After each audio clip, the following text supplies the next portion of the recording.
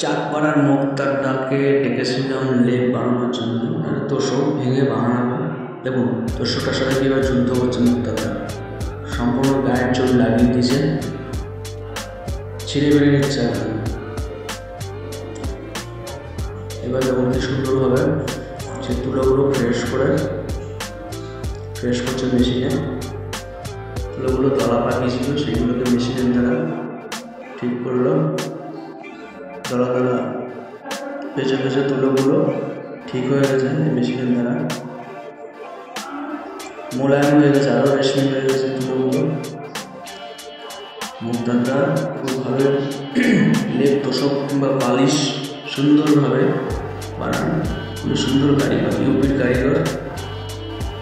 উনি মেশিনও নিয়ে এসছেন। এই তুলোগুলো তলা পাকানো তুলোগুলো মেশিনের দ্বারা, আগে তো হাতে করা হতো, এখন এই মেশিনের দ্বারা আপনি করছেন। তুলোগুলো ভরা হয়ে গেছে ভেতরে, কাপড় সেলাই মধ্যে সম্পূর্ণ তুলোটা হয়ে গেছে। এবার সেলাই করার পালা। দক্ষ নিপুণভাবে উনি সেলাই করে চলেছেন। হাতের কাজ খুবই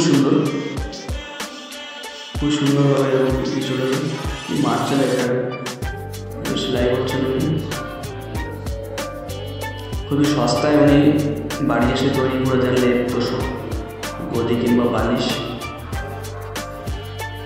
ওনার ফোন নম্বর আমি দিয়ে দেবো, ওর সাথে যোগাযোগ করে আপনি বানাতে পারেন শীতকালে লেপ বালিশ তোষক। আমাদের সবসময় লাগে, এগুলো বানাতে পারেন, গদি বানাতে পারেন সবসময়।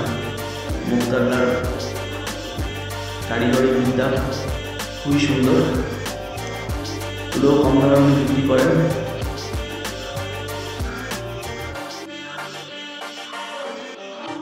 লেপ তৈরি হয়ে গেছে প্রায়, সেলাইটা শেষ হতে চলেছে।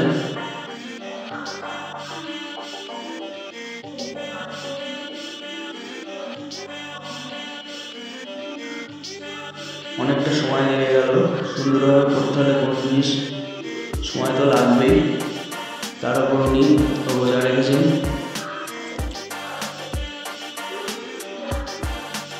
ভালোভাবে তৈরি করে চলেছেন তোষকটি। মাত্র 500 টাকা মজুরি। 2 ঘন্টা ধরে কাজ করলে মাত্র 500 টাকা মজুরি দিলেন। সম্পূর্ণ তৈরি হয়ে গেছে তোষকটি। দেখুন।